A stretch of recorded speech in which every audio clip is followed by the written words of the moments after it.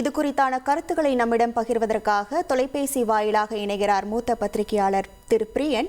வணக்கம் பிரியன். தற்போது மதிமுக முதன்மை செயலாளர் பொறுப்பில் இருந்து என்னை விடுவித்துக் கொள்கிறேன் என துரை வைகோ திடீர் அறிவிப்பை வெளியிட்டிருக்கிறார். அதற்கான காரணங்களையும் அவர் பட்டியலிட்டு வெளியிட்டிருக்கிறார். இதை நீங்க எப்படி பாக்குறீங்க? காரணம் ஒன்றே ஒன்றுதான். அதாவது மல்லை சத்யா அவர்கள் வைகோ அவர்களுடன் நீண்ட காலமாக பயணப்பட்டு வந்து கொண்டிருக்கிறார். கட்சியோட ஏற்ற இறக்கங்கள், அவருக்கான ஏற்ற இறக்கங்கள் அதெல்லாம் பற்றி சிறிதும் கூட கவலைப்படாமல் வைகோவின் தொண்டராக, மதிமுகவின் தொண்டராக மல்லை சத்யா தன்னுடைய பயணத்தை தொடர்ந்து கொண்டிருக்கிறார். இப்படி இருக்கும்போது துரை வைகோ அவர்கள் வைகோ அவர்கள் தன் மகனுக்கு ஒரு ஏற்றம் கொடுப்பதற்காக துரை வைகோவை கொண்டு வந்திருக்கிறார். கட்சியை பின்னாடி அவர் வழி நடத்துவார் என்ற அந்த நோக்கத்துல துரை வைகோ கொண்டு வந்திருக்கிறார். ஆனால் அப்படி கொண்டு வரப்பட்ட துரை வைகோ அவர்கள் மூத்த நிர்வாகிகளை மதித்து நடந்து கொள்ள வேண்டும் என்பது என் கருத்து. கட்சியுடைய கஷ்ட நஷ்டங்களில் பங்கு வைகோவுக்கு துணையாக இத்தனை வருட காலம் பயணப்பட்டுக் கொண்டிருக்கிற மல்லை சத்யாவுடன் துரை வைகோ எதற்காக மோதல் போட்டியை வளர்த்துக் கொள்ள வேண்டும்? கட்சி எதிர்காலத்தில் அவர்கிட்ட வரப்போறது. அப்படி கட்சி அவர்கிட்ட வரப்போகும்போது கட்சியில் இருக்கிற மற்ற நிர்வாகிகளை அரவணைத்துக் கொண்டு போக வேண்டாமா? ஏற்கனவே திருப்பூர் துரைசாமி போன்றவர்கள் மற்றும் வேறு பல மாவட்டங்களில் பல்வேறு முக்கிய நிர்வாகிகள் விலகி போயிட்டாங்க கட்சியிலிருந்து. சோ அந்த மாதிரி கட்சியிலிருந்து விலகி போயிருக்கும் போது மிச்சம் இருக்கிற கொஞ்சம் சீனியர் நிர்வாகிகளையும் துரை வைகோ பகிர்ந்து கொள்வது சரியான ஒரு அணுகுமுறை ஆகாது.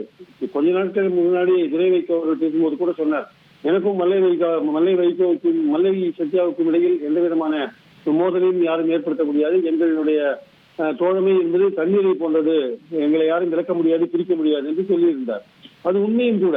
சோ அதனால துரை வைகோ அவர்கள் இந்த விஷயத்தை புரிந்து கொண்டு மல்லை சத்யாவுடன் மோதல் போக்கை வளர்த்துக் கொள்ளாமல் கட்சியை சுமூகமாக நடத்தி கொண்டு செல்ல வேண்டும் என்பது என் கருத்து. வைகோ அவர்கள் எந்த காரணத்திற்காக மகனை கொண்டு வந்தாரோ, கட்சியை கொண்டு வந்தாரோ, எதிர்காலத்தில் அவர் கட்சியை வழிநடத்த வேண்டும் என்ற எண்ணத்தில் கொண்டு வந்தாரோ, அந்த துரை வைகோ அவர்களுக்கு வைகோ அவர்கள் தெளிவான ஆலோசனைகள் கொடுக்க வேண்டும். கட்சியில் எல்லா மூத்த நிர்வாகிகளையும் அனுசரித்துக் கொண்டு துரை வைகோ செல்ல வேண்டிய அவசியம் இருக்கிறது.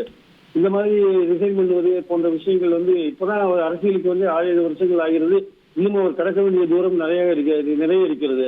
இப்படி இருக்கும்போது இப்படி அவசரப்பட்டு ராஜினாமா செய்வது போன்ற விஷயங்கள் கட்சி ஏற்கனவே சிறிது கரைந்து கொண்டே இருக்கிற சூழல்ல துரை வைகோ அவர்கள் இந்த மாதிரியான ஒரு முடிவு எடுத்தால் அது கட்சிக்கு மேலும் பாதிப்பை உண்டாக்கும்.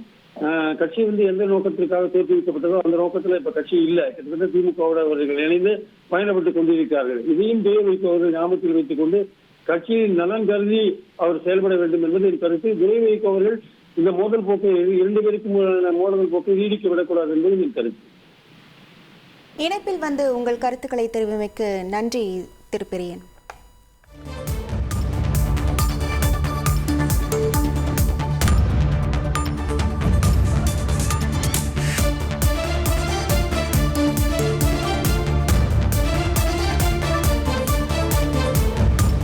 உங்கள் தந்தி ஒன் தொலைக்காட்சியில் அண்ணாமலை தினமும் மதியம் 12 மணிக்கு காணத் தவறாதீர்கள்.